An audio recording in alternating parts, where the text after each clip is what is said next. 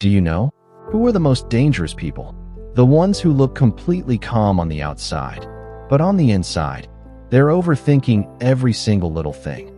If you talk to them a little less one day, they'll feel it.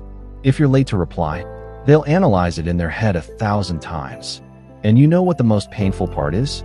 You might change casually, but the overthinker will break themselves apart trying to find the reason why. Because they don't just love people. They feel people's behavior, their tone, their distance, their silence. They feel everything. And maybe that's exactly why the ones who get hurt the most are the ones who think the most. These people are different. When they love someone, they love with everything they have. Not half-heartedly, not casually, completely. They notice your favorite color.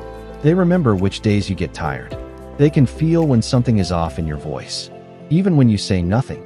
But that same depth is their biggest curse, because the person who feels things so deeply gets hurt just as deeply. The biggest enemy of these people is not someone else. It's themselves. You might say something simple, and they'll think about it all night. You might pull away a little, and they'll think, did I do something wrong? You might just be busy, and they'll think, am I not important anymore? And the most painful part? Most of the time, their thoughts aren't even true. You really were busy. You really were tired. You really hadn't changed.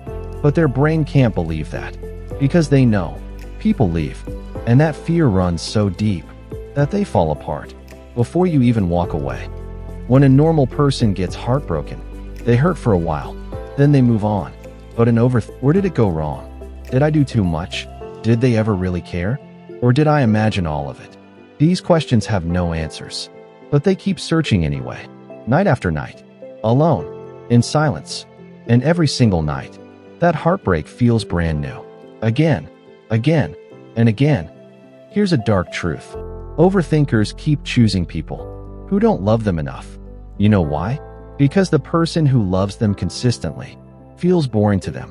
But the person who is sometimes close, sometimes distant, feels like a mystery. And they mistake that mystery for love. It's not love, it's anxiety. But to their brain, both feel exactly the same.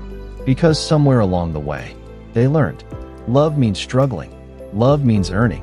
Love means pain. So when someone loves them easily, they can't trust it. So is there no hope for overthinkers? There is. But it's not inside another person. It's inside themselves. The day they realize their overthinking is not their weakness. It's their superpower. But when that superpower is used in the wrong place, it becomes their biggest curse. The day they learn, not every behavior needs to be analyzed. Not every silence needs a meaning. Not every change needs to be their fault. That day, the heartbreaks will get smaller, because they'll finally understand.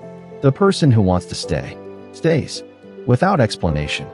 If you recognized yourself from the very beginning of this video, know this: your depth, your sensitivity, your ability to feel everything so deeply, that is not your problem.